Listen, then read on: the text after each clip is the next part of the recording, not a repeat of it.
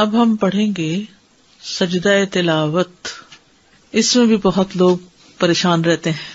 سجدہ تلاوت کی مشروعیت. علماء نے سجدہ تلاوت کے مشروع ہونے پر اجماع کیا ہے کہ یہ سجدہ کرنا چاہیے. ٹھیک ہے. اور انہوں نے اس کے واجب ہونے میں اختلاف کیا ہے. واجب وہ ہوتا ہے جس کے چھوڑنے پر گناہ لازم. ٹھیک ہے. بس جمہور کے نزدیک یہ سنت ہے. جمہور کے نزدیک یہ سنت ہے. بے شک جن لوگوں کو اس سے پہلے علم دیا گیا، جب ان کے سامنے اسے پڑھا جاتا ہے تو وہ ٹھوڑیوں کے بل سجدہ کرتے ہوئے گر جاتے ہیں اور کہتے ہیں ہمارا رب پاک ہے. بے شک ہمارے رب کا وعدہ یقیناً ہمیشہ پورا کیا ہوا ہے.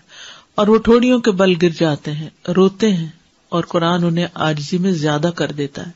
یہ ہوتے ہیں اہل علم کہ جن کو قرآن عاجزی میں زیادہ کرتا ہے. یعنی اگر کوئی شخص قرآن پڑھ کر اس کے اندر عاجزی نہیں آئی نا تو گویا اس نے کچھ نہیں پڑھا. ہمبل ہونا ضروری ہے.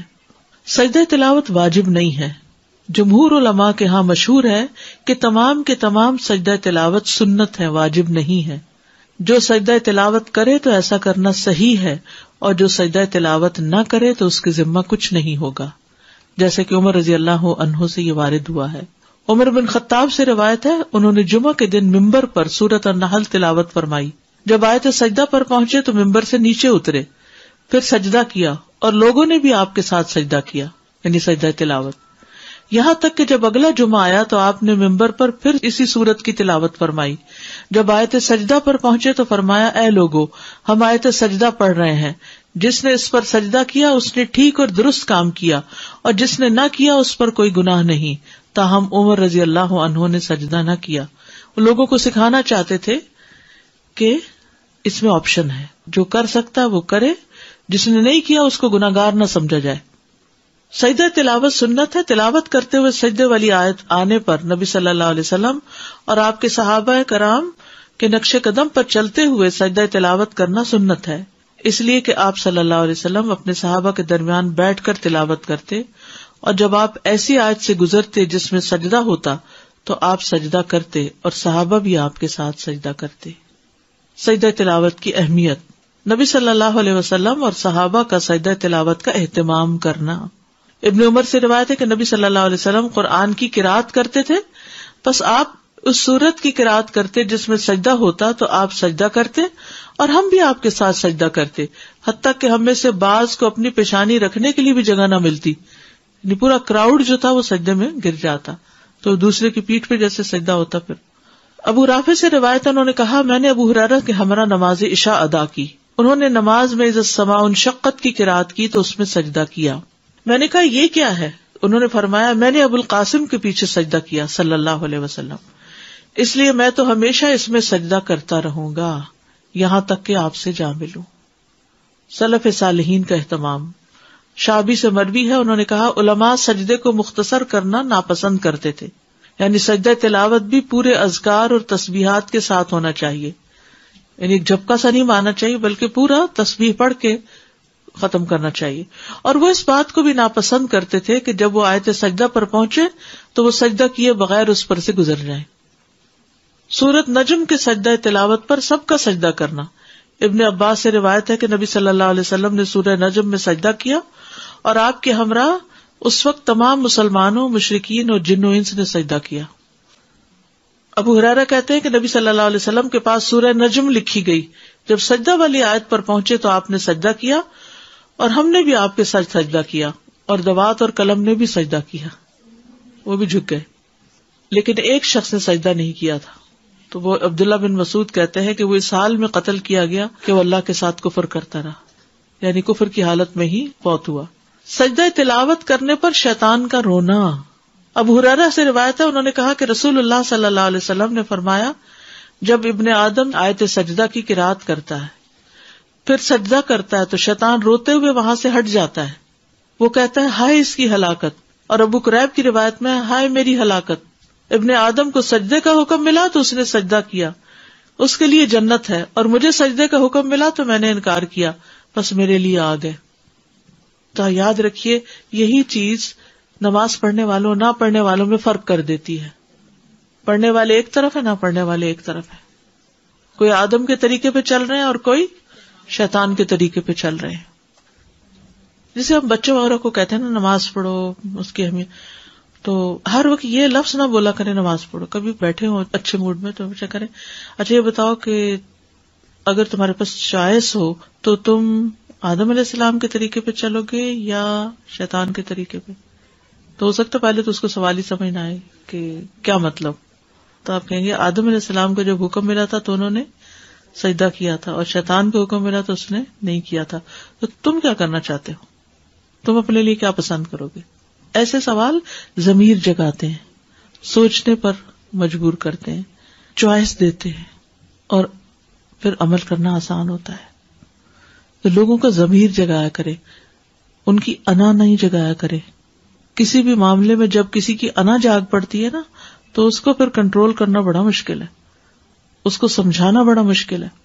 اور جب ضمیر جاگتا ہے تو لوگوں کے دل پگھلنے لگتے ہیں، پھر وہ اس کو لے لیتے ہیں، اور اس کے لیے صرف حکم دینے کی بجائے اور آرگیو کرنے کے بجائے اور دلیل لانے کی بجائے اور بحث کرنے کی بجائے خیر خواہی کے ساتھ دل کی پوری سنجیدگی کے ساتھ سوال کیا تاکہ دوسرا بات سمجھ جائے. کیونکہ اصل ہمارا مقصد کیا ہے کہ یہ شخص مشکل سے بچ جائے کسی طرح، ورنہ ہمیں کیا لگے اس کی مرضی جو چاہے کرتا پھر، پر چین نہیں آتا نا، کیسے چھوڑ دیں. اور پھر اس شخص کے گھر میں ہونے کی وجہ سے پورے گھر میں ایک نحوست. اگر ایک بندہ بھی نہیں پڑھتا گھر میں نماز تو گھر میں نحوست ہے. اور پھر وتواصوا بالحق وتواصوا بالصبر ہمارا فرض ہے.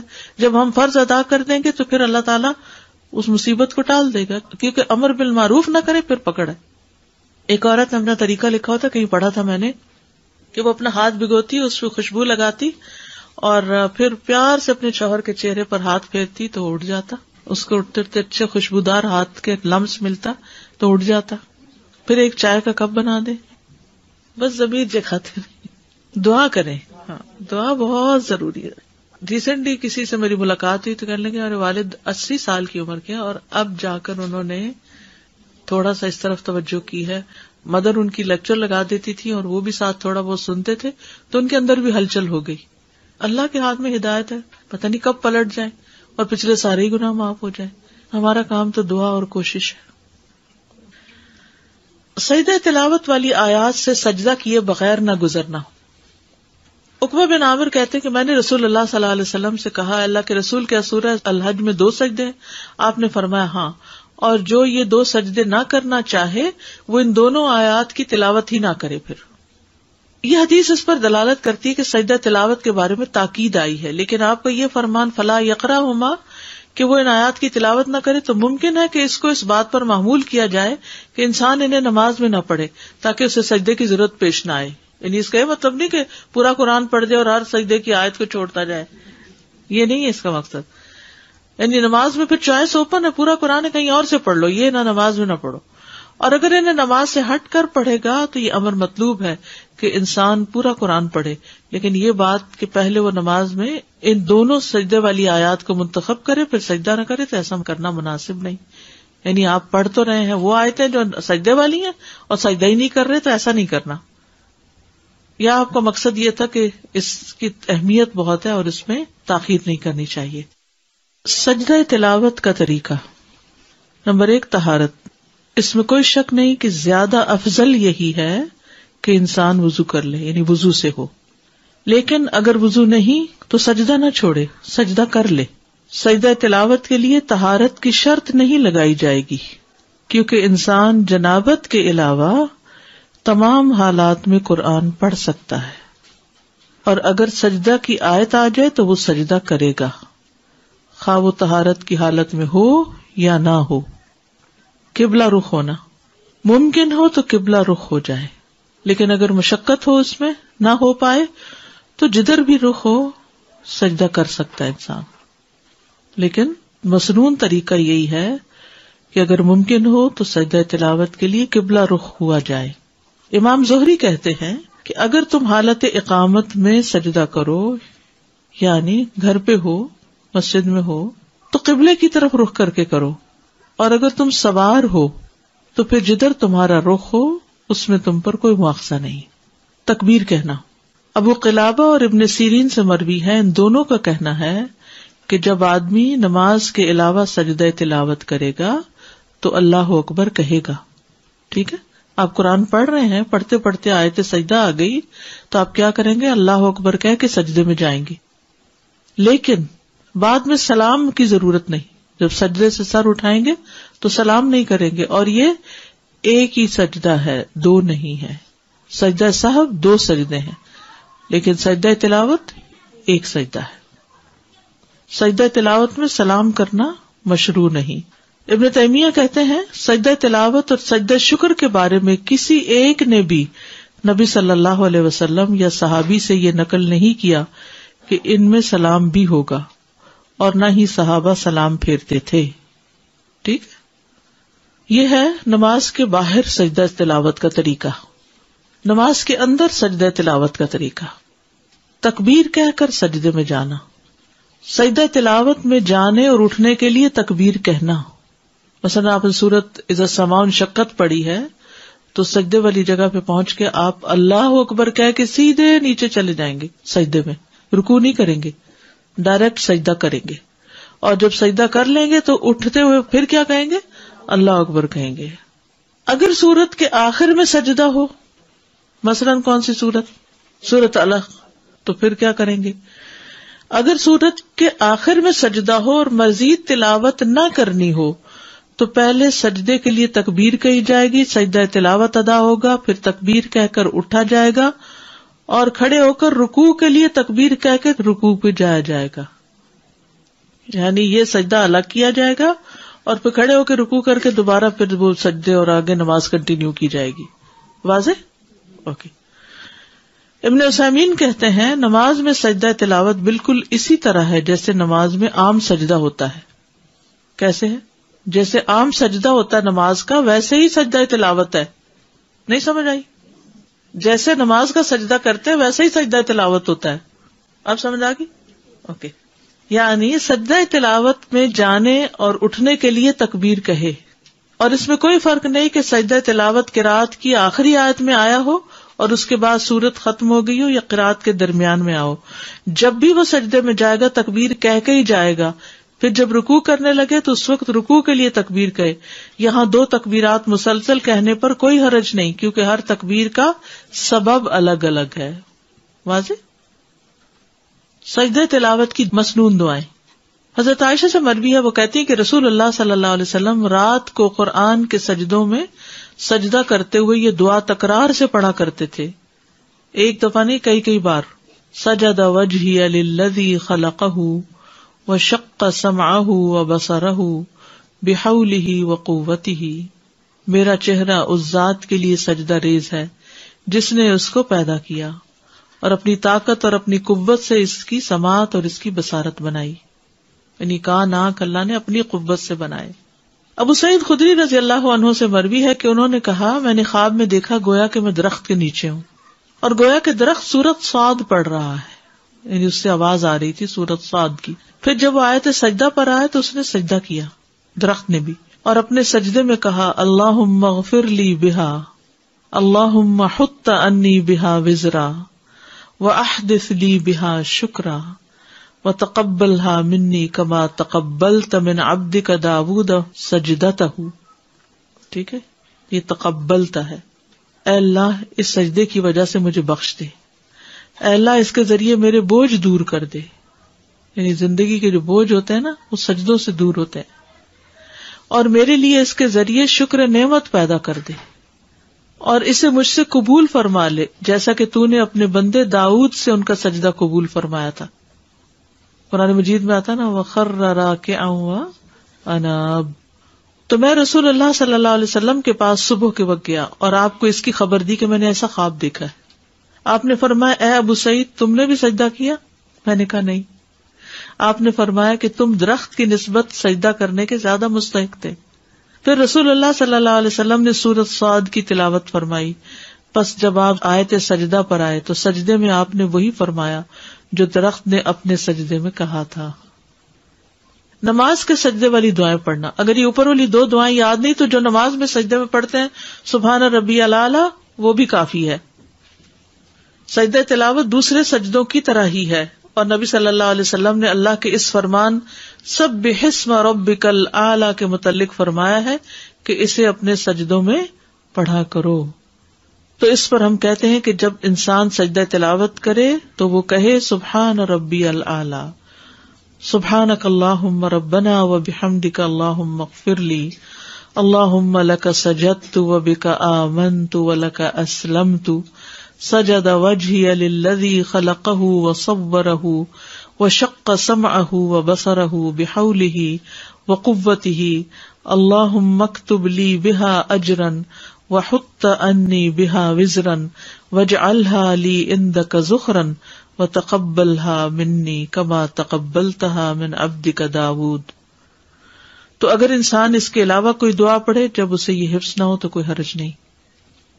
اگر جیسے سجدہ تلاوت کوئی پڑھی یا کوئی بھی سورہ پڑھی جس میں آخر میں سجدہ ہے اور پھر سجدہ کیا اور پھر اٹھ کے کوئی اور سورہ شروع کر دی، جی کوئی حرج نہیں، ٹھیک ہے، ایسا بھی کر سکتے ہیں.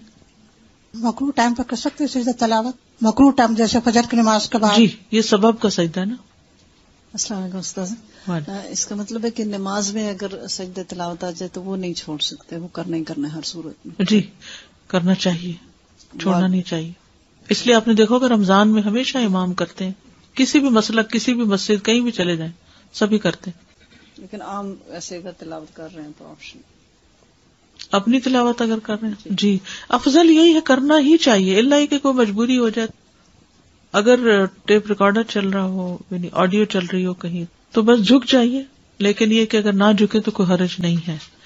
اس میں کہتے ہیں کہ تلاوت کرنے والا جھکے تو آپ جھکے. تو اب اس میں شک ہے کہ جب وہ تلاوت کر رہا تھا وہ جھکا تھا کہ نہیں. اگر وہ جھکا تھا تو ہمیں بھی جھک جانا چاہیے. 10 دفعہ پڑھے ایک ہی سجدہ ہوگا. جی آپ یقین کریں کہ بیچ میں تلاوت بریک کر کے اس وقت جھک جانا اچھا لگتا ہے. جی فریش بھی ہو جاتے. جیسے آپ نے دیکھا ہوگا ابھی نماز پڑھنے کے بعد آپ کی کیفیت ایک دم پھر اچھی ہو گئی، پڑھتے پڑھتے تھک جاتے، پھر بیچ میں نماز آئی، نماز پڑھی، پھر فریش ہو گیا مائنڈ. تو ایسے سجدہ تلاوت بھی تلاوت کرتے کرتے انسان ذرا نیند میں آنے لگتا ہے، پھر سجدہ کرتا ہے تو پھر ذرا فریش ہو جاتا ہے. بلڈ فلو ایگزیکٹلی سجدے میں جاتے ہوئے بلڈ فلو جو ہے وہ برین میں چلا جاتا ہے تو آپ اس میں فریش ہو جاتے ہیں. السلام علیکم استاد. میں نے کچھ لوگوں کو دیکھا ہے جب وہ سجدہ تلاوت پڑھتے ہیں تو قرآن پہ ہی سجدہ کر لیتے ہیں، ایسا کرنا ہے نہیں، اس قرآن پہ سجدہ قرآن پہ سر رکھ لیتے ہیں، ماتھا اپنا رکھ لیتے ہیں پڑھتے پڑھتے، یہ صحیح نہیں ہے.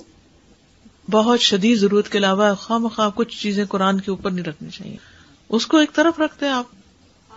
تلاوت کمپلیٹ کرنے کے بعد بھی سجدہ کیا جا سکتا ہے یا کہ آیت پڑھنے کے بعد؟ آیت جب پوری ہو جائے پھر کرنا بہتر ہے. اس کی کوئی دلیل نہیں ملتی 14 اکٹھے کرنے کی، حالانکہ 15 سجدے ہیں، یہ بھی یاد رکھیں. اچھا وہ جو لوگ قرآن خوانی کرواتے ہیں کہ آپ قرآن پڑھ دیں ہم سجدے کم کر دیں گے، بس ایک جب نئی چیز خود ایجاد کی تو پھر سارا دین شروع ہو گیا نا، پھر تو حد ہی ختم ہو گئی، ہر چیز اپنے ہاتھ میں لے لی. میں بچوں کو قرآن پڑھاتی ہوں تو عموماً ان کو پڑھاتے پڑھاتے بار بار وہ آیت سجدے والی پڑھانی پڑتی ہے، پھر وہ بچے بھی پڑھتے ہیں تو ہم سرکل میں بیٹھے ہوتے ہیں، پھر اس صورت میں کیا کروں؟ بس آخر میں ایک سجدہ سب کر کے اٹھ جائیں. ٹھیک ہے، تو اس کے لیے بچے آگے بیٹھے ہوتے ہیں تو کوئی حرج نہیں. اس میں نماز والی شرائط نہیں ہے، ٹھیک ہے، جتنی ہو سکے اتنا تو بہت اچھا ہے. ٹھیک ہے، لیکن اگر نہیں ہو سکتی تو بھی کر لینا. یعنی اصل کیا ہے کہ سجدے والی بات آئی اور ہم جھک گئے تو آؤ جھک جائیں، بس اتنی سی بات ہے.